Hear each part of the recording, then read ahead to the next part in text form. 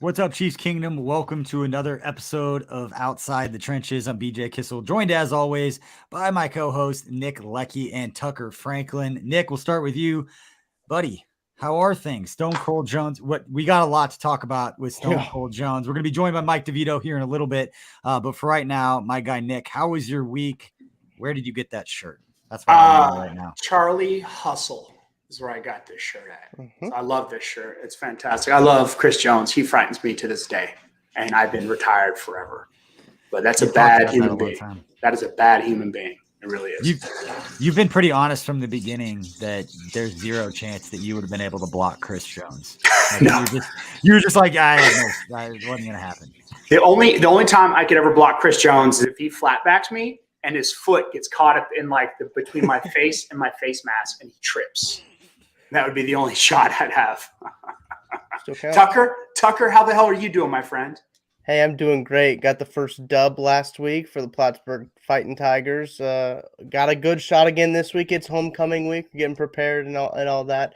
Excited. Nothing beats high school football homecoming, right? You forget, like that's your everything when you're in high school. Like, man, this is homecoming. It's a big week, and kind of just seeing these kids kind of rise up to it has been fun. And watching the Chiefs hopefully rise up to this next challenge of the LA Football Chargers is going to be exciting as well. Tucker, your segues, they're so good. And you filled in for Craig Stout on KC Laboratory last night. Yeah. You did such a good job. The Macadools drop was just amazing. If you're listening, you have no idea what I'm talking about. Go listen to the KC Laboratory from yesterday. Tucker's stepped in for Craig Stout, did a fantastic job. Actually, it was a really, really good episode for people that want to know about, and I told you guys this earlier. I told Tucker when we spoke earlier, that I thought Matty Lane did a phenomenal job explaining Brandon Staley's defense and what Patrick Mahomes and the challenges that the Chiefs offense are going to face. And I'm going to kind of parlay some of those points into what we talk about here later. But Tucker, I do want to bring this up for anybody that tunes into our post-game show. For one, we thank you for being loyal supporters of KC Sports Network. But we had some audio issues at the beginning. But during that time, I don't care about the audio issues. What I care about is that we were giving Tucker a platform to talk about his high school coaching team and that your guys picked up a big win. And is everything okay? It's a herd of elephants upstairs in my house. I'm in the basement, and my kids must be just stomping on the floor up there. It's like a rave party, so I apologize. That's okay. We're going to get this point in. And turn it down! Just say Mom and Meatloaf.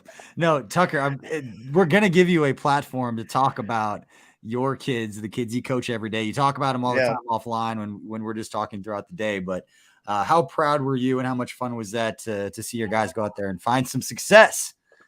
Yeah, well, it's been a tough few weeks. It's been, we started 0-3, and there's a lot of adversity there, and those kids answered kind of some adversity in this game as well. We played a team up in Dearborn, North Platte, if you're familiar with I guess North Missouri football.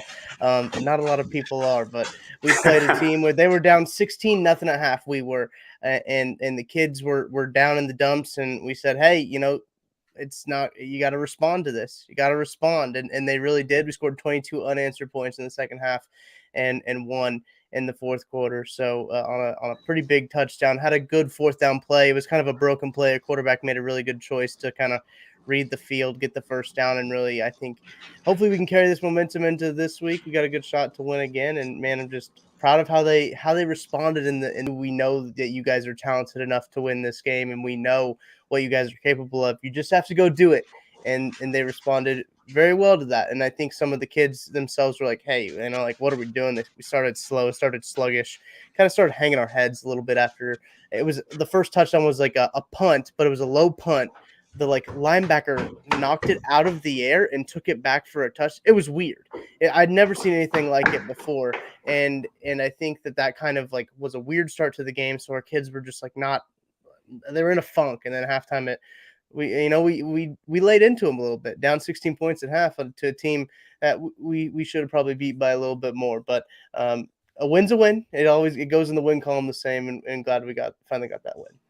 Saw some genuine smile from Tucker in that photo that I saw after the game of you guys like celebrating with your team. Like that was, you can't fake that smile to try to get like a nice picture. Like that was genuine from the beginning. But again, thank you everybody out there listening to us here on Outside the Trenches, whether you're listening on Facebook inside of the KC Sports Network Facebook group, whether you're on YouTube, or those of you that are on the Twitch.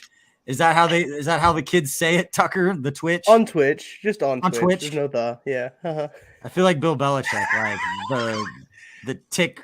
The face gram. The face gram. Was that in the face? We're calling it the Twitters. These days, I wish Tucker could see the group DMs we have, because they think I was kidding that every time I bring up a question about Twitch, I was doing the Simpsons like old man yells at the clouds, because it's just like I don't know what I'm asking, I don't know what I'm talking about. But anybody who's listening on Twitch, we appreciate that. Guys, we've got about 10 minutes before Mike DeVito is going to join us, because we have to talk about the Chiefs defense. We know that's what a lot of people want to hear about. It's what they want to talk about. They want to feel good. They want to feel more confident going into this game than they felt at the end of that Ravens game. But before we get into all that, we've got to talk about Jack Stack Barbecue, because they are the presenting sponsor of this show, and they just opened up a location we've been talking about the last few weeks up in Lenexa, not too far from where Mr. Leckey lives. So if you're on that side of town, go grab it. If not, go to one of the other 7 locations. And if you're around the country, jackstackbbq.com. They ship all over the country, and I've done it several times. I've shipped several times to different people in different parts of the country, and it shows up, and it's still as good as ever. I've been out of town since Monday, so I haven't had a chance. Plus, we're dealing with a little COVID situation in my household, so we have not broken in the new location yet. But once we heal, we will be going there, and I will be drinking, and I will be eating my weight in those Crown Prime ribs and hickory pit beans. Thank you. All right, so guys, again, Mike DeVito is going to join us in about 5 minutes. Before we get to that, I do want to bring up one thing, because I think everybody fans a little bit differently, and the beauty in this show and the beauty of what we do here at KC Sport, we don't have to hide any of our bias. You know, we all want the Chiefs to succeed. We want them to win, and we're going to facilitate and talk about it in the process. So my question is, mentally, because we're all coming out from different places. Nick, obviously you play. Tucker and I are fans. When a loss like that happens, like, what do you do to get your mind right as a fan, and not in like a weird, like, I can help us win, just like, how do you get past it? Like when you were playing, Nick, how did you get over like a bad loss when you were playing? It's simple. Just correct the mistakes and just start making sure those are cleaned up. Because if you don't correct mistakes, every single week, teams are going to throw those mistakes right back in your face, and they're going to test you. So that you put a weakness out there on film, whether it was a mistake or not, you're going to get it every week. And if you don't correct it, you're going to get burned every week. That's how you do it. Correct the mistakes and move on.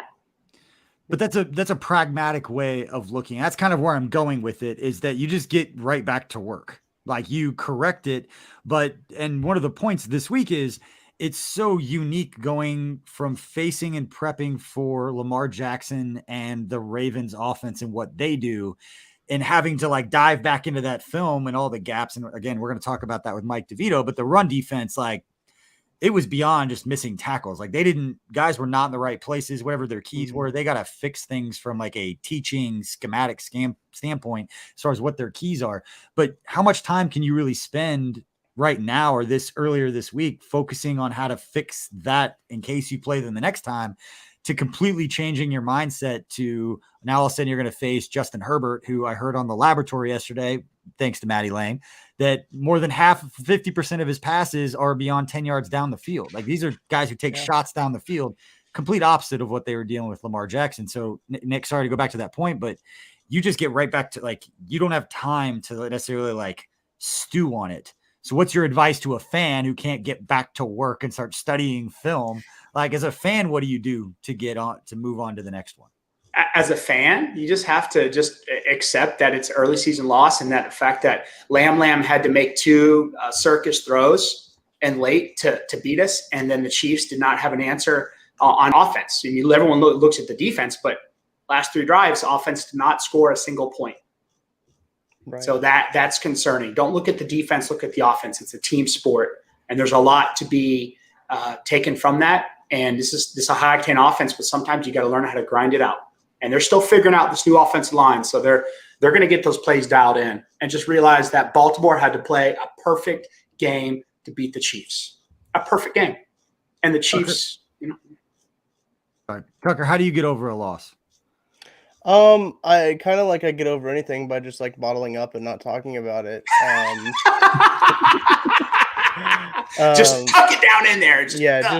Let's just never think about it. No, I'm kidding. I just had to say that joke. But I think one of the things is I think I rationalize things very well. Maybe that's a blessing and a curse, I guess, almost to some point. I talked myself into the Ravens actually being a really good football team. And they were without some people, without some of their starters, obviously, especially on the offensive line. That front five wasn't the offensive line that they really probably wanted out there. So to the point where I was this is a really good running team. Maybe the Chiefs defense isn't actually that bad. Maybe they just faced two really good running teams in Cleveland and Baltimore, which those two seem to be true. So I think I just rationalize everything, if that makes sense, or I don't know if it's even that beneficial, but I just try to think, okay, well, if the Chiefs lost to them, they must be a pretty good football team then. Yeah, I think everybody it's so early in the season, and this is kind of how do you fan? I always go back to, and it's easy for me, and this is kind of to get preachy with it, but you go back to what you fall back on to make yourselves feel better. And for me, it's always talent and leadership. If you've got talent and you've got leadership, you have whatever you need to fix whatever problems you have. And to pretend that you're not going to have problems just doesn't make sense. Even the Chiefs were 6-4 the year they won the Super Bowl, and the sky was falling every Monday after a loss.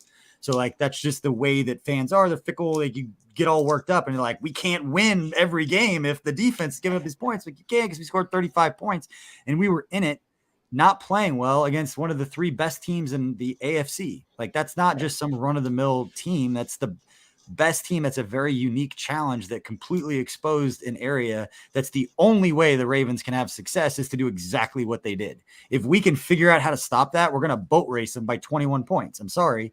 If they can't run the ball like that, Lamar Jackson isn't going to sit back there and pick us apart. So I'm not saying it's easy, but that's the challenge, and that's what they present and why you have to fix it. But for me, it's talent and leadership. They've got Andy Reid. They've got guys like Tyrann Mathieu that can fix it within a span of 3 or 4 weeks, not within the span of 3 quarters. So I've saw that on social media is well, if these guys were leaders, why didn't they fix everything at halftime? It's give them some sample size here. If they go out against Cleveland's a certain kind of challenge, Baltimore is a certain kind of challenge, and again, the Chargers, completely different kind of challenge. If the Chargers go out and put up 40 points, I guarantee you it's going to be in a completely different way than Baltimore did. And if they struggle in both and then they don't figure it out against the Eagles, then you've got problems all over the place. But just because they didn't figure out their run fits against a team that's literally built to do just that and create those problems, my panic meter isn't going off. If we see this for 3 or 4 weeks, I will be on that train. But again, talent leadership is where I fall back on. Luckily, I can say from firsthand experience, I'm not worried about the defense, because Steve Spagnuolo is very good at what he does. I don't care what anyone says. He's very good at what he does. And Tyrann Mathieu is a great leader. And yes, is Tyrann Mathieu going to miss a tackle? He's going to miss a play here and there. Yeah, those guys are going to be prepared to go out and not let last week affect this week. And so eventually talent's going to catch back up. So that's my preachy point for people wondering why I'm always don't worry about it. Everything's going to be fine. Talent and leadership. If you don't have those, then you've got a problem. So. Yeah. And like I said, that's a really good team. That's a really good team. So they'll figure stuff out. It is difficult to run game plan this offensive line, because you're trying to figure out what everyone does unique and what everyone's good at, and how they fit with, Edwards, Hilaire, and McKinnon and Williams. So you just got to figure that out. I think the main thing I look at is that there were some pressures, but it was delayed pressure. It wasn't anyone getting beat. Mahomes was stepping up in the pocket, so they're correcting that. And there's some stuff, there's some positives and there's some negatives, but overall, week 1, week 2, no need to hit the panic button. Losses in November, December, that's panic button stuff. It really is. And every week, man, ball bounces. It's not a ball, it's an oval. Yep. Very true. And the matchups are different. And the whole war of attrition is building a team that can sustain going out and playing well against a Justin Herbert type Chargers led offense. It's hard to build teams that can dominate against these different types of teams that you're facing. And that's the whole chess match. It's the reason the NFL is so popular, is that even though you're playing the same thing, you can set things up a little bit differently. So real quick, before we bring on Mr. Mike DeVito to talk a little bit about the Chiefs defense, real quick, Nick, what is your level of concern meter when it comes to the Chiefs overall as a team right now? No, I'm not concerned. I'm not concerned. What is not concerned? What is mildly concerned? So I'm at like 0. Like 10 is like fire everybody, fly banners around the stadium, like burn it down and turn it into a parking. Move Kansas City to Oakland. I'm a 2.5. I'm a 2.5. No, okay, concern. but concerned, but not really concerned. Chuck, what about you? I think I'm at a 3. That was the first number that came into my head. Like I think that there are some valid concerns here. I do think that the return on investment on the offensive line, or the defensive line, I should say, excuse me, hasn't been really what you want it to be for spending as much money as you want it to be, as you are there. And this wasn't just a this year issue. We were talking about this last year too. So this is something that you start to look at and say, okay, a little concerned about this, but I think these guys will bounce back. You know, Chris Jones is still adjusting to playing to the outside, and you can see that. You can tell he's still trying to get it down. So he will, because he's a good football player. And as Nick mentioned, he is a behemoth of a human being, and he's very scary. He'll figure that out. I have no problems with that. That's just one of those things that takes time. And I think a lot of these problems that the Chiefs have will just take time to heal. Yeah. And a lot of it is when it comes to the ROI and all of that, the other preachy thing that I'll bring up, if it made sense in the moment and that was your stance, it doesn't change 3 years later, because hindsight is always 20/20 for everyone in every situation. Is like, well, I knew that wasn't going to happen. If making the move to solve problem X was the right decision 3 years ago, you don't get to go back now and say, hey, that was a bad decision because it didn't work out quite the way that you thought it would. It doesn't work that way. And that's not how, yes, ultimately jobs can be dependent upon that kind of thing. But for everybody else, it's easy to rewrite history in that way. So yeah, my concern meter is probably somewhere around your guys's. I think you want to see the defense step up in that way. And I'm excited to see them go up against a different style of defense. I think we knew that the Chiefs' run defense wasn't going to be the strength of this team. I thought they'd be better with Jaron Reed. We talked about that throughout the offseason, but going up against Cleveland and then going up against Baltimore, not shocked that they gave up a lot of yards on the ground, and not shocked that they're not a top 5 run defense. But I don't think they're is there like a little leprechaun running up and down the stairs? That's my kids. My kids are running upstairs. They're just, I think they're doing yo-yos. They're doing gassers upstairs. Or basketball. Last week it was my daughter. This week it's your kid. This is a live show. This is what happens. But I completely lost my train of thought. But I want to see what these guys do going up against the different Justin Herbert led, throwing the ball down the field, get Juan Thornhill back out there playing 40, 50 snaps against a pass first type team, because I think that's more along the lines of what we're going to see. And again, they went up 2 run heavy teams. That was the strength of the Browns, the Ravens. I want to see these guys go up against a different kind of team and see how they perform. So right now, let's bring on former Chiefs defensive lineman and one of the co-hosts of One-on-One with Mike and Jeff, Mr. Mike DeVito, one of my favorite people. Mike, how are we doing tonight, my man? What's up, guys? How are we doing? Doing good. Thanks for having me on. This is great. Where'd Tucker go? Tucker disappeared into the back. We got this nice, clean 3 shot. So there we go. He gets to be the guy behind the screen now. Oh, I'll talk to him later then.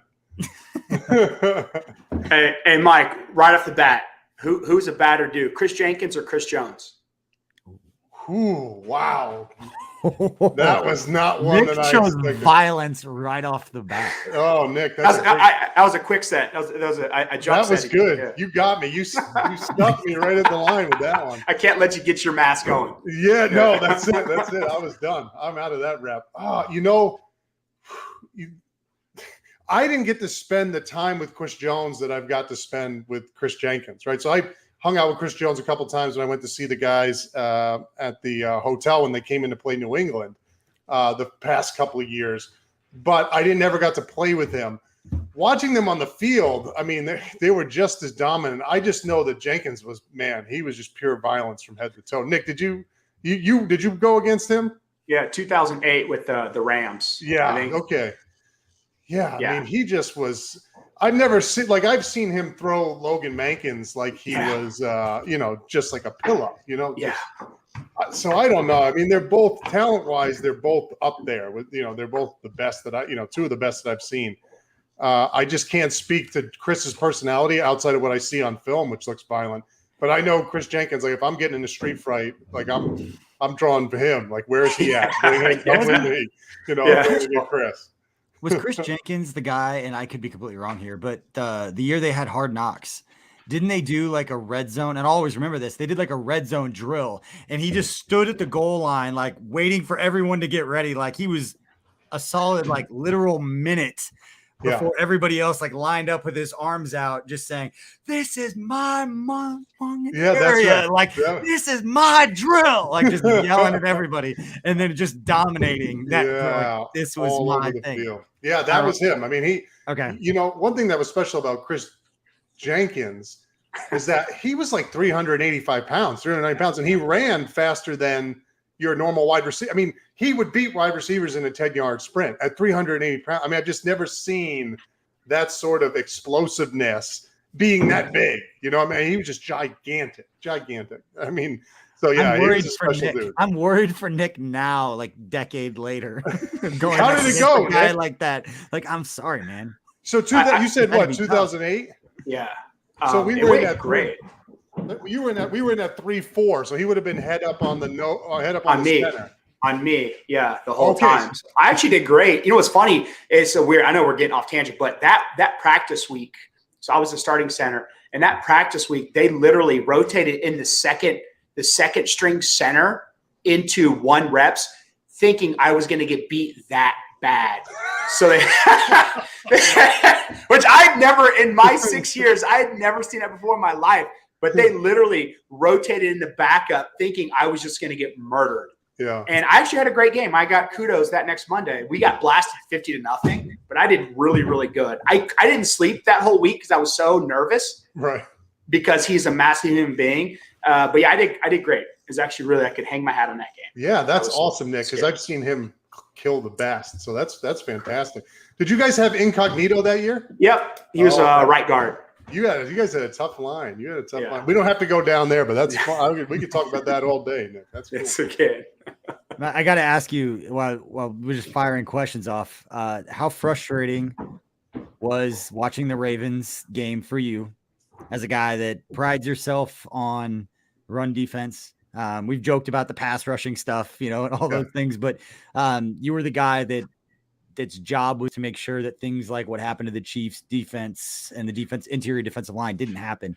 How frustrating was it for you? And how, on the second part of that, how can you make Chiefs fans feel better knowing that's an aberration? That's not just a sign of they just can't play. Yeah. I'll start with the latter question. It is terrible when you can stop the run, but you cannot rush the passer. Like if you're gonna have it one way, right? Like I get it. But I get it. You want to be able to stop the run, especially it's a mindset thing, it's a toughness thing. It's like taking those body punches all game, and you hate it when a team that run the football on you. But when it's 3rd and 7, and you've got me at 3 technique, you don't want that. That quarterback's sitting back there all day.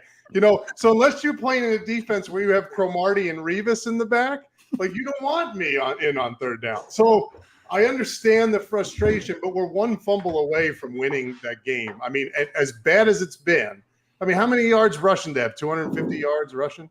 A lot. Yeah. And we ran it a lot. I mean, that's what they do. But to get into the machinations, because people have talked about it all week, but to see, and you tell me if I'm wrong, because I was asking these questions all week, and both of you guys know, because both of you at different points in my life were players that I went to saying, like, explain to me like I'm a kindergartner. Like, how does this, and I've used that line with both of you, like, why are we not, what is happening here? And the question for me, or the kind of what my takeaway was on Sunday, was whatever our keys were defensively at linebacker, defensive line, whatever the gap responsibilities are, we were so off on what our keys were, and the Ravens were using that against us, that when we had 3 guys in the same gap, that's not because those guys can't play. It's because whatever we were taught, the Ravens had a better game plan. Like they just had it figured out. Right. It's how long does it actually take, Mike, to fix that once you can get everyone in a room to watch film? It's really not hard because, again, no one's reinventing an offense that you've never seen before. Right. So that's my overall just kind of thoughts. But for you, for fans, what does it look like when you go and you sit and watch that film? How quickly can you just figure out, like, okay, that's what was happening. All right, now we can just move on to the Chargers because now we know what we need to fix. Yeah. The thing with the Ravens is it's really unique. Like I got to look at the schedule again, but that's not something they're going to see. That sort of zone read, where you got to account for all 11 guys every play. That's something that's really, Baltimore does it really well. I don't know how many other teams on the schedule do it. I know LA isn't going to do it this week, right? You're not going to see that from LA. So it's one of those things that it's the same sort. It reminds me of when I played the Broncos in 2011 when Tebow was the quarterback, right? And they had all this unbalanced and all this stuff where Tebow was running, and it was just like it was hell on wheels to try to figure it out because it was something you didn't see every week. So I think that with this film, you got to correct. I think the first thing you got to correct is the alignment stuff. The alignment stuff up front. When you get, because you can get unbalanced, you're going to get unbalanced again now, right? Whenever they see that they can line up unbalanced and your end in a short yardage package is outside the tight end on the balance side, the unbalanced side away, you're dead there. And it wasn't just unbalanced; it was tackle over, then another tackle, then another. Like you couldn't have had more people on the other side. And like anybody, you just have the awareness to say, "Hey, we got to move the front down," right? And that's easy thing to fix because you will. I guarantee you're not going to see all the zone running and stuff, but you will see unbalanced again, right? They're going to try. Teams are going to try to sneak that in. It's a copycat league, and they just did not adjust to that. And there does seem to be some stuff with the back end that they're the inside guys are playing one way and the outside guys are playing another way. The backers are playing another way. It looks like the inside guys are, trying to fit their gaps. The outside, the backers are really over pursuing, and it's leaving these massive holes. And it's not like you said, BJ. It's not so much you're getting outmanned up front. It's just you're not what Rex Ryan used to say. You got to be singing out of the same hymnal. He's like, we could be on, if you guys run the wrong defense together, all be on the same page and you'll be all right. And it just looked like they weren't on the same page with the front 7, front 8 weren't on the same page. And I remember one thing that I always took pride in was making sure when a run got through, I was talking to DJ and to Tamba and to Justin, right? And I'm saying, hey, what did you see? What are we going? Did somebody get onto you? Right? Did the guard get up? Do we need to do a better job at the line of scrimmage holding these guys up? How are you guys pursuing the football? Do we need to be quicker to the outside? Do we need to stay inside and let that guy bounce out? That was so important, and we worked like crazy. I mean, I would talk all week to those guys getting ready with the linebackers and the outside guys getting ready, so we were all on the same page. And that can cover a multitude of sins, but just singing out of the same hymnal can really fix things. And so getting aligned correctly, both as a front and then playing together, playing in sync with the back end, that can cover a ton of stuff. And so that's going to be key. And that's stuff you can fix right away. I mean, that's just constantly meeting with the linebackers and talking to them throughout practice and saying, hey, where are we at? What are you seeing? What do we need to do better?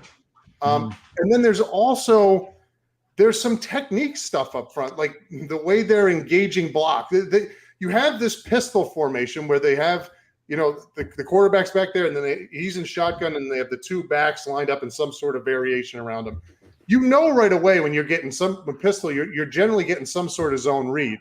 And so up front, as a interior lineman, you don't want to chase things, right? Because that's what the line is trying to get you to do. They're trying to get you to run, displace you, and then create that gap between that outside, that 3 technique and that outside end where Chris Jones is playing. make that wide space. So now Chris Jones has to try to make a tackle in a 15-yard box. So when you're seeing that, you got to adjust, say, hey, we're not chasing. Like the second I got pistol formation, whether it was in practice or a game, I'm yelling. I remember the call was cowboy when I was with the Chiefs. I would say cowboy, and we played straight ahead. Don't chase, right? Because you naturally want to get on that guard if you're a 3 technique and make sure he doesn't get up to the next level. When I call cowboy, you're letting him go, and you're playing right back into the tackle and force them to run in the middle, right? Because they want to get on the outside. So force them to run in the middle, play out into the tackles, force them to run inside. You want to try to set the edges on that. And you just kept seeing guys chasing the guards, stepping down with the guards on the double teams, getting slammed all the way inside. And you just can't play it like that. So those are technique things that's the stuff I'm more worried about, because the communication and all that stuff, you can do that all year. But what I talked about with Jeff was you're only going to have so many weeks with pads on. And that's the kind of stuff that you need to do in pads. it's hard to do in spiders. Nick, you were in the league when spiders weren't, that was never a thing. You guys were in pads all the time. Now, once you get past week 6, you're in spiders. And that's what makes me nervous. You start getting late in the season, you don't have the run game fixed up front. Now you got problems. It's hard to correct that in practice, without having pads on. So those are sort of my general thoughts. But again, but if there's going to be one area you want to be weak in, if you got to pick an area as Kansas City Chiefs that you're going to be weak in, it would be stopping the run. And I've said this a million times, but nobody's coming into Kansas City thinking, hey, we got 50 run game plan. We're just going to run it and run it and run it. Now, you can't give up 18 to 20 yards a clip, because then that's what you'll get. But generally, when you're playing Pat Mahomes, you're saying, listen, we got to score fast and often. So yeah, go ahead, BJ. Sorry. Yeah, and this is a game, and not to change the subject now, but this is a game where you expect the quarterback's going to sit, but Justin Herbert's going to throw the ball 65, 70% of it. He's going to sit back and he's going to throw the football. Right. So, and he's a very athletic guy, don't get me wrong, but he's not like Lamar Jackson, where if you don't get pressure on Lamar Jackson and you don't finish that game with a lot of hurries, it's like, well, we're playing the run. Like, we're not trying to get, he's not this statue back there. He's not this guy we're trying to get after. Right. This is that situation. So this is one of those games where at the end, and I know they talked about it on the laboratory last night, Storm Norton, the Chargers right tackle, who's starting now because Brian Bulaga, the veteran they signed this in the offseason, went on IR. So they got a backup right tackle, gave up 9 pressures against the Cowboys. You have a guy who struggled last week. You've been basically questioned saying, hey, if you can't stop the run, as Mike, what you're saying, you better get after the passer. They're going to throw the football. They struggled last week protecting it. This would be a week that if you want to see growth from the Chiefs defense, expect to see a lot more pressure. And if we don't, that'll be something that we are talking about on Monday that's a little worrisome, in my opinion. Yeah, I mean, and that's not something I would worry. I wouldn't worry about them getting pressure. I mean, these guys, this is what these guys do. And you saw, Chiefs, when you saw Chris Jones that first week, I was just amazed at what he can do out there at that wide 5 position as a big guy. So yeah, no, I'm with you. And this is the challenging part here. And I haven't totally scouted LA's offense, but I would imagine you're going to get a lot of 11 personnel, 3 wide sets. And so that's going to force you to be in your nickel and dime defenses. And those are lighter boxes, right? And so if I'm LA coming in this game, you can say, hey, they struggled with the run last week. Let's get into these, these light sets, get them into light boxes, and let's run some of these O plays, these one-back powers, the outside zone stuff. Like, let's test them and see, because then you start running the football, you start struggling with the run again. Everybody starts playing up tight to play the run, and now they're dumping it off in the back end. So I'm not worried about them getting pressure. I do think this is a perfect game for them to bounce back. I mean, LA hasn't had over 100 yards rushing in either of their first 2 games. They clearly want to throw the ball. But I would still go in there thinking, hey, we got to tighten this up, because I wouldn't be surprised to see it right out the bat. Come out in the light, come out in 11 personnel and run some plays down the middle, try to get that run going. But again, mindset, the focus this week, if I know Andy Reid, I know Spags, the mindset is going to be, we got to get this right. We got to get those fixed. And you were talking about, BJ, before I came on, this is where leadership really comes in. The Honey Badger, Chris Jones, those guys, Mahomes, Kels, they're not going to let that stuff fly. That stuff's going to get fixed. It's going to get fixed in-house. And so I really do expect to see, and not just because I'm a Chiefs fan, but just because I know how they work over there, I do expect to see a totally different team on defense this next week. Yeah. And Mike, what are those rush lanes when you're playing a quarterback as elusive as Lamb? How does that limit your bag of tricks for you, but then also for like the guys who are, sorry to say this, your pass rush specialists? Yeah. Right. Which I know you're more like the first, second down guy, right? You're like, Didn't what third me long? Why the hell am I in here? Right. And I'm like, yes, he's in. Here comes a bull rush. Right. Yeah, that's it. Bull rush. I was club. hoping he ran. Please run, so I don't have to keep rushing. Is it a run? It's a run. It's not a run. Is it a run? It's going to be a run, right? It's a draw. Yeah. Oh man. Yeah. No. Your rush lanes becomes. That's why we used to love playing Manning and Brady when it came to getting them in a third and long situation. Because you could be I mean, we had these rushes that Rex would call up when I was with the Jets. Forget we'd bring 3 guys inside. Nobody would be outside. You're just totally doing whatever you want up front because the rush lanes don't matter. Those guys are going to stay back there like statues, and it's all about getting there. That's what's most important. When you got a guy that can run, that's a problem. And you know who used to do great with this? Alex Smith. I've never seen a guy take advantage of bad pass rush lanes that like Alex Smith did. I mean, he would just take off running.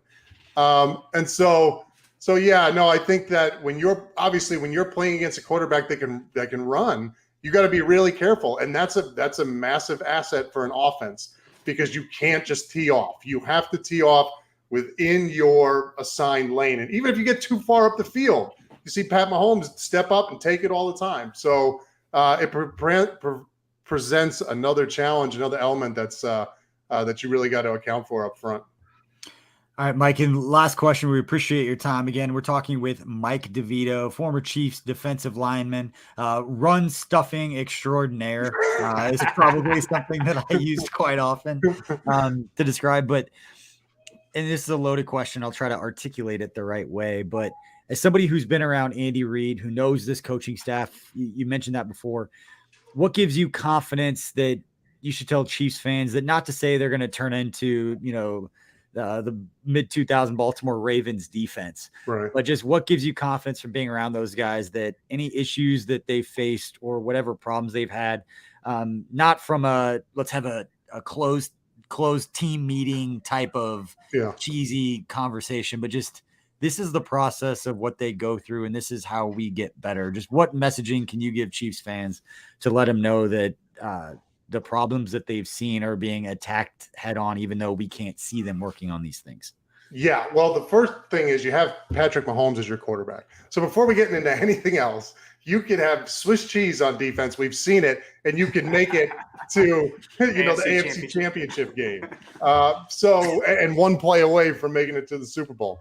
So you have Pat Mahomes. You're always. I mean, we're literally we're one fumble away from having a totally different conversation right now. I mean, I guarantee you, KC goes down and scores on that last possession there. I mean, that's just what they do. So there's really no reason to be too worried because again, you're full of all-stars on offense. You're always going to be putting up 30, 40 points, and that's always going to put you in a place to win games. I just know now when you're looking at it at a defensive perspective, stopping the run, getting on the same page. I just know how Andy Reid works. The times that we get to places, the times that we spend studying film, what we're doing at practice, why you have to pick your helmets up here, why you got to take a shower here, but all of this stuff, he has it down to a science, and it's so systematic that okay, he's such an easy guy to follow because this guy knows how to win. He knows how to win. So Andy Reid hasn't been in this, this isn't a new situation for him, right? He's been through this before. Spags has been through this before. Spags has run a ton of defenses. He knows what it's like having guys like Chris Jones and Frank Clark who can get off the football, who can rush the passer, but you have to worry about the run sometimes because of, what their talent is, what their skill set is.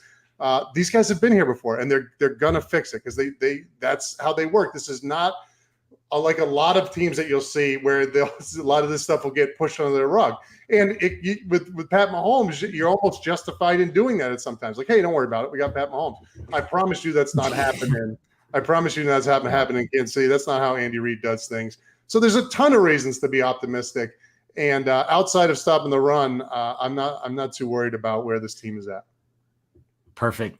That is Mike DeVito, co-host of the One-on-One with Mike DeVito and Jeff Allen podcast. You can find that on either Tuesday nights, Wednesday morning on KC Sports Network. Mike, we appreciate you, my friend. Of course. BJ, Nick, great talking to you guys.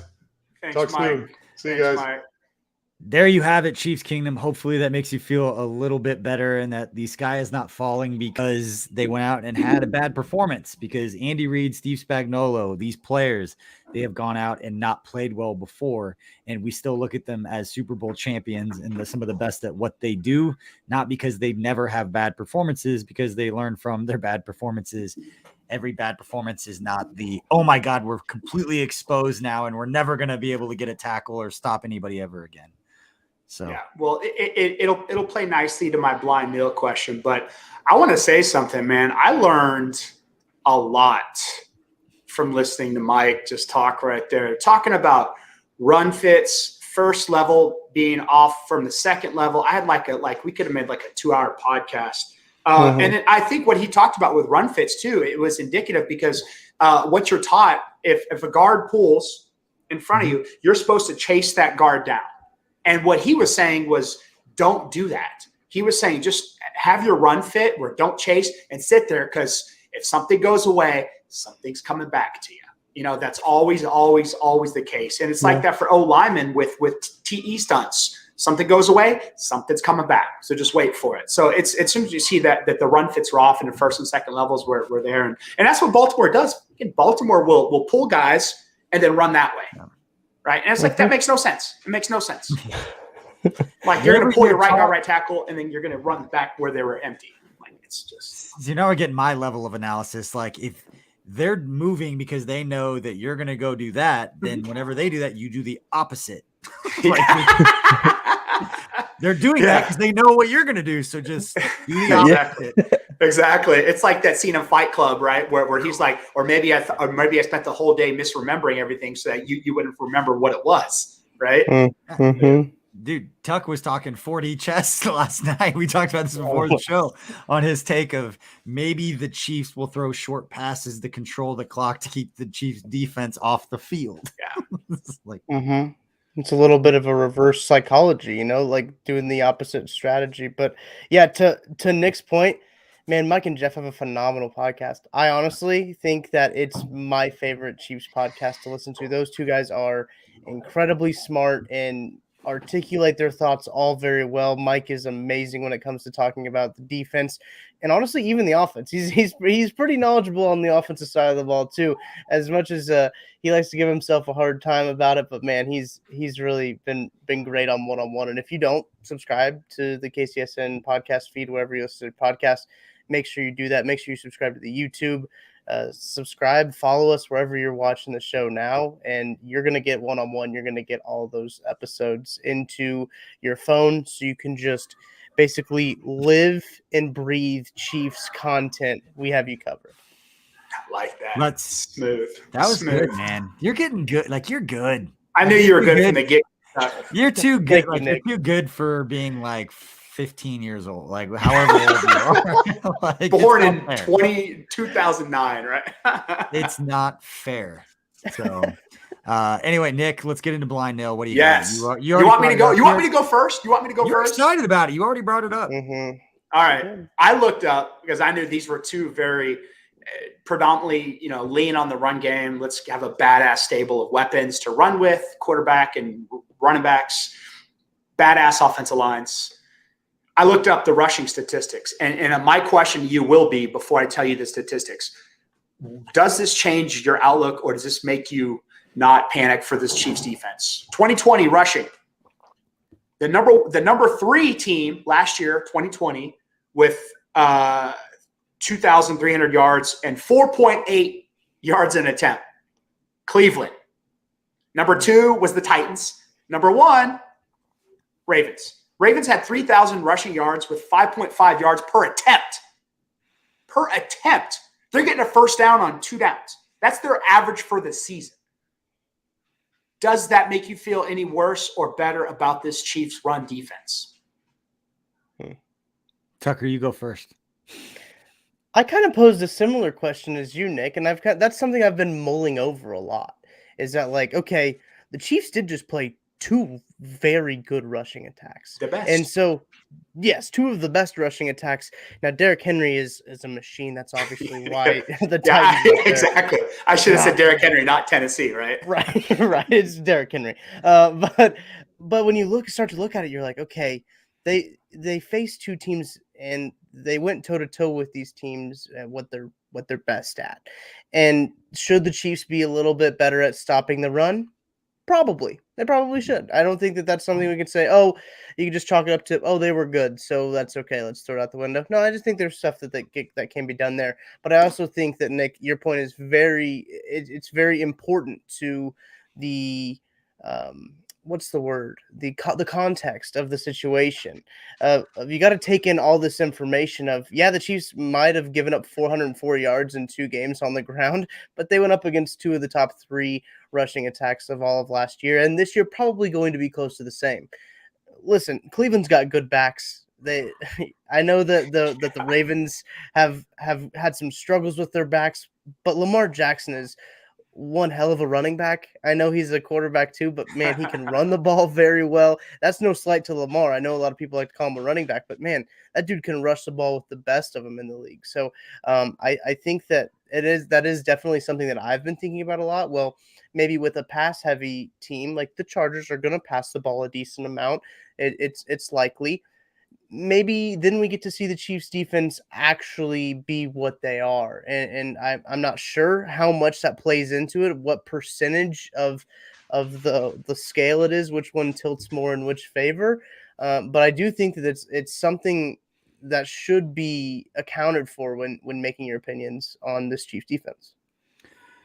Yeah, I will make my answer much shorter. I just don't care if you think it doesn't scare me. Like, it's going up against the Titans in the playoffs. Like, was any Chiefs fan really worried that Derrick Henry was going to run for 250 yards? Like, yeah, but guess what? Like, can you run for 250 yards and still put up 30 points?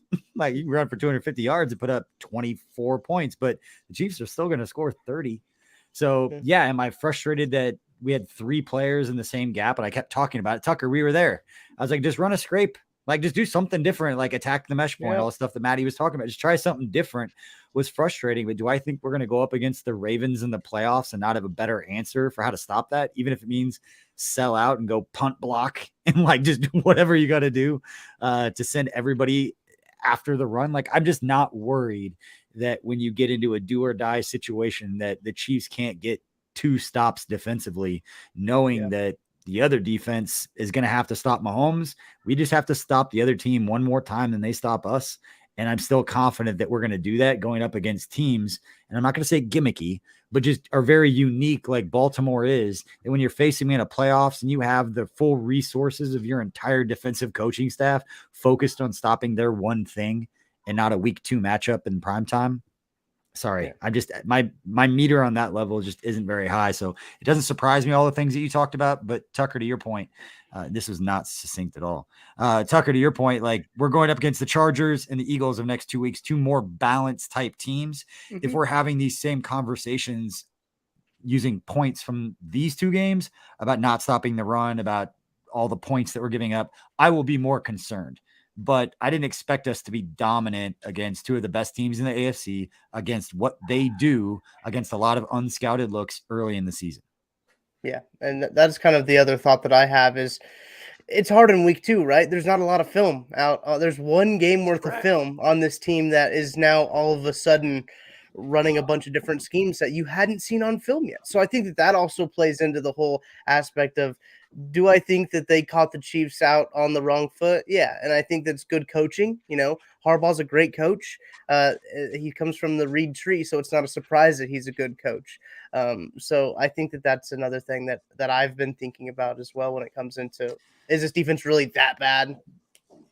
No, Spagnuolo just sees Greg Rowan, just kind of tips his cap. He's like, You got me. You bought me. As Kent would say, you got me. It is.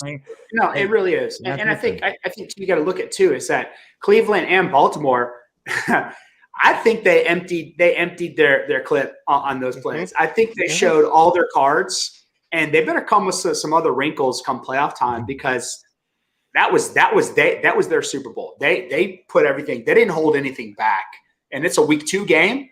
Yeah. Listen, I don't know. Tyron has enough tweets now to get his chips, Nick. We talk about it for years. Yeah. This past week's enough chips for Tyron to get him through the entire season. Like, those guys need doubters on social media. I actually like it. I'm trying to calm everybody down, while at the same time being like, you know what? I'm not going to be upset if you want to keep tagging these guys and calling them out and saying stupid stuff, because a lot of people were proved wrong in 2019 that were celebrating at a parade that probably tweeted a lot of things that firing everybody that they were then throwing beers to, celebrating with, when it came down to having a parade. So anyway, Tucker, what do you got for Blind Nil, Tuck? So I was pretty heavily beating the Tyreek Hill drum in week 1 after he had 197 yards, 11 catches. I think I called it the quietest 197-yard game in the history of the NFL. He also had a pretty quiet 14-yard game yesterday. Holy cow! On Sunday. So we're seeing two ends of the spectrum here, and I feel like we're not talking about the 14-yard game as much, rightfully so. Travis Kelce set a record in the last game, so Travis Kelce's getting all the attention. So, and Matty Lane brought this up, I think, on the laboratory yesterday. He tabbed him his player to watch. So I'm curious from you guys, after going from 197 yards in week 1 and 14 yards in week 2, what do you expect from Tyreek Hill in week 3? You know, this Brandon Staley defense is kind of built to limit the deep shots. So is it more of an underneath collect a lot of yardage, or is it going to be he's going to be the guy that gets 3 deep balls for 200 yards? I think we're going to see a lot of the zone beaters. I think you're going to see a lot of Tyreek sitting in zone, and I think there's going to be at least one time where they give him a little bit too much cushion, and he's going to catch that ball and turn around and have 3.5, 4 yards before somebody's in front of him, and then it's over. Nobody's tackling Tyreek in that situation. We've seen it time and time again. Not only do those guys not get beat deep, but he can't create so much separation that when he catches the ball 12 yards down the line that nobody's within 5 yards of him, because all he has to do is start creating angles by running horizontally, and no one's going to catch him because he's that quick and that fast. So I'm going to expect a few big plays, but you guys have been making the points. This is an interesting challenge for a frustrated Chiefs team. Not that the Chiefs offense didn't have its time, but this is testing Patrick Mahomes' patience, coming off of a game where he threw his first interception in September, all of the too deep stuff that Staley likes to do that you guys talked about on the lab. Yeah. It'll be interesting to see if he can stay patient for an entire game and take that underneath stuff that the Chargers are going to give him. Here's my thing. Wide receivers are streaky. One week you'll catch 200 yards. Next week you'll go for 14, and you have a drought, and then someone else will have to step up. Shout out Byron Pringle for that run after catch. That was hella nice. Emo! Just slowly climbing up, just slowly working his way up the corporation in Chiefs Kingdom, like we all taught. Undrafted to special teams to now you're the go-to guy. Also, much like Gremlins, right? There are certain rules for Tyreek Hill. Don't feed him after midnight, and don't give him space. If anything, just clamp him deep. But if you give Tyreek any sort of space, he's the only human being I know who I've seen on the field besides Dante Hall go backwards to create his own separation and space and then go right by it. Mr. Zoom right by it. That's why he's the cheetah. And also the Chiefs have to, they're so hyped up. They want to be this, high octane, greatest show on turf. Let's just throw bombs. But you know what? Let's grind it out. I think in the Super Bowl run of 2019, that I think that the Chiefs learned that, hey, we can't just be going for home runs. Let's go for singles. And that's what this Chiefs offense has to shift to. You got the offensive line that's built for it. Let's go for singles, right? Let's grind it out. Let's give the defense a break. And that's what you have to revert to. If your high octane isn't working, go for your grind mode. Go for cruise control at 71 miles an hour and ride on the highway like that. And Tucker, you guys talked about it yesterday. This could be a game that happens with the way that Staley keeps his safeties deeper, that you might have numbers in lighter boxes to take advantage of some of that run stuff. Yeah, I love a good 6-man box for a run too. That's an O lineman's dream. If you get a 6-man box, 7-man box, you're like, oh, a lot of people. But 6-man box, let's run. Let's run it. Run the damn ball. And I want to see the Chiefs run more draws. Damn it. Yeah, I like it. Right, I'm satisfied. DJ. All right. We're to the final Blind Nil segment, boys, and I don't think it's going to surprise either one of you that I hadn't figured out what the segment was going to be yet because it kept changing because you guys were going serious and was going to try goofy. I wanted to make it about post-game show. So we do a live post-game show for anybody who out there is listening. We will be at the Bullpen Bar and Grill out in Overland Park at 135th and Quivira. Tucker's out there. I'm out there. Kent Swanson will be out there. Noon kickoff. We will be there at noon watching the entire game, and then we go live right after the game. You can find it on our YouTube, all the same channels you're watching right now. And we will also have it on the 101 The Fox Facebook page, streaming there as well, as they are one of our fantastic partners, and we appreciate them. But as it relates to the post-game show, Nick, since I want to get your thought, what's a segment, inside a fun segment we can do in the post-game show that we are not currently doing? That's your Blind Nil is a fun segment.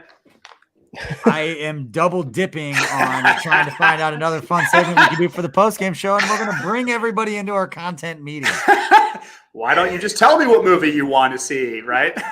Because we are also indirectly going to get comments, because if anybody, everybody who's listening or watching, no matter what channel you're on, give us some ideas in the chat room, and we'll bring some of those on. Tucker will bring some of those comments out here. Let's talk it out, because we've got a lot of ideas. We've got a lot of cool things, and I know a couple people that have been watching this show are helping us execute some of these said ideas, and we appreciate their support.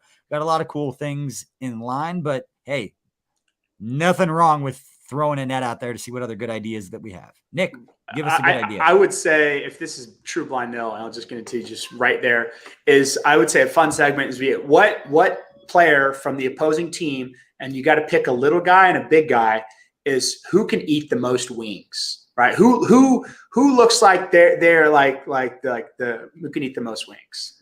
That's what you have to say. That's the fun segment. Wings on game day. Do you?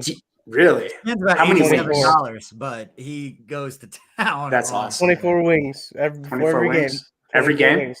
Garlic parm. Really? 24. I like that. What do you dip them in? Yep. Ranch. No blue cheese? I do blue cheese. I go back and forth. Whatever I'm feeling that day at the moment, it's a game time decision. Okay. I like that. But yeah, I would say but honestly, for like a fun segment, I think it would just be something where you have to describe a person or describe a play, and then try to guess what it's called, maybe. Or if you could think of something, what would be its 2-minute play? Because we had plays like you have code words like brush. Like if you say to brush, that means we're running a draw, right? Because you paint with a brush. So paint was a draw. You can maybe make up a signal for a play if you want a fun segment.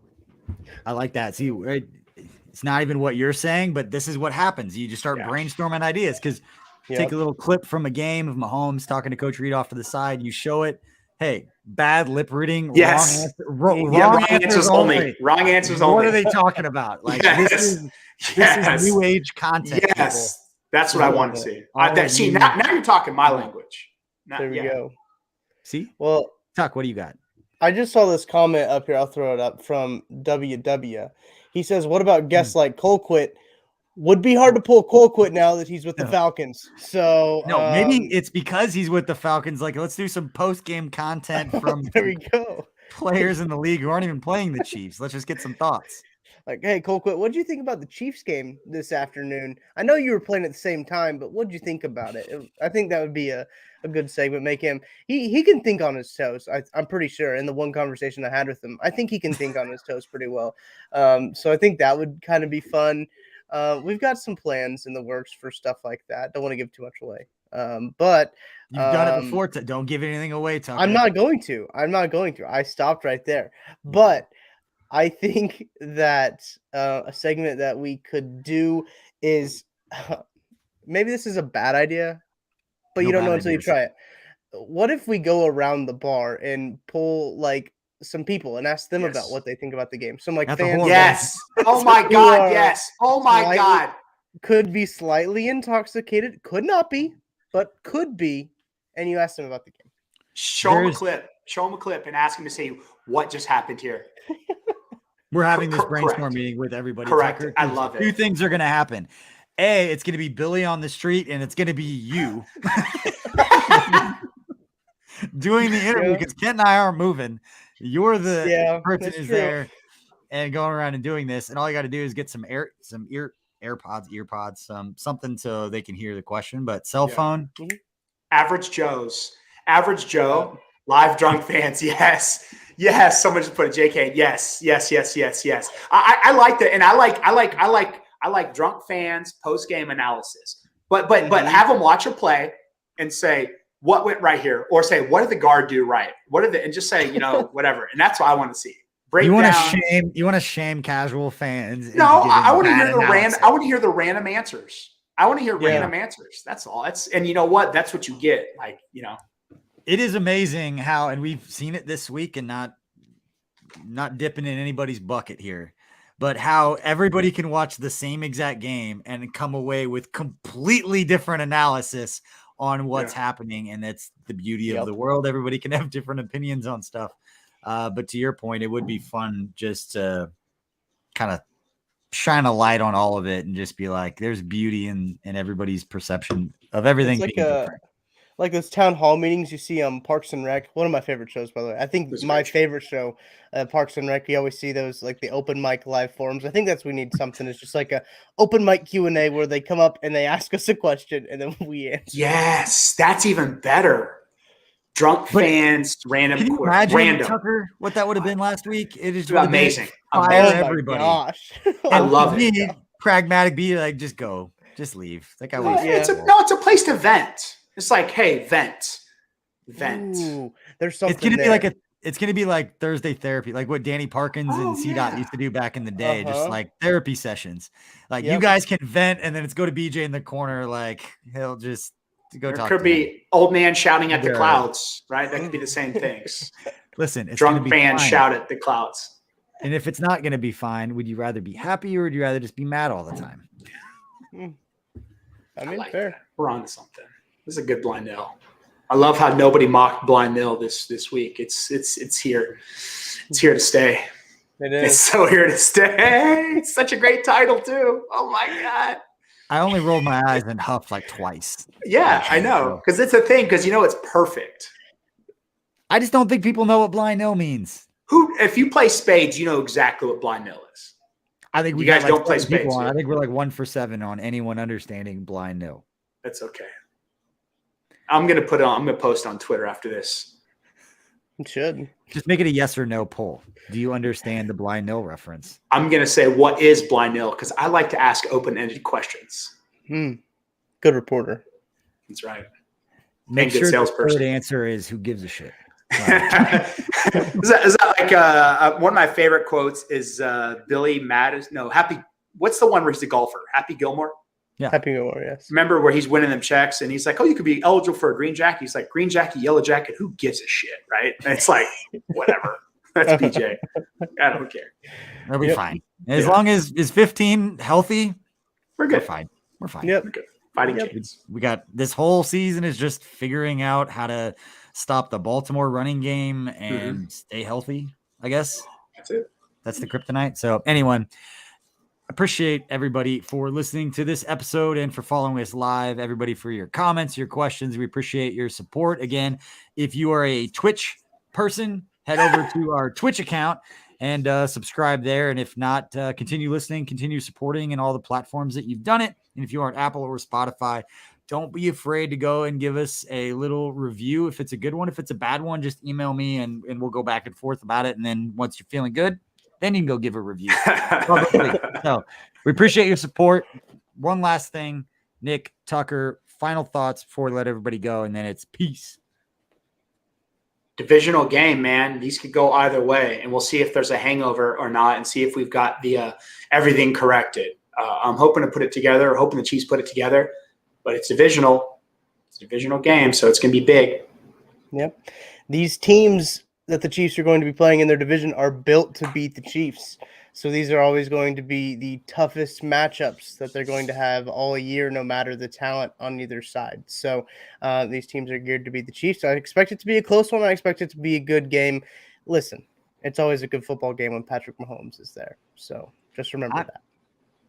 We talked about it on the last one. I talked about it on the pregame show with 101 to Fox. Never underestimate the power of an embarrassed professional athlete. And I think to some extent, the Chiefs players were a little embarrassed about how they played and how they're being spoken about as a 1-1 football team. So at some point they're going to come out and somebody's going to get the brunt end of them being pissed off. I don't know if it's going to be this week just because of the way that Staley's defense is, that it's not going to lend itself to Mahomes throwing for 500 yards and 5 touchdowns and just airing it out.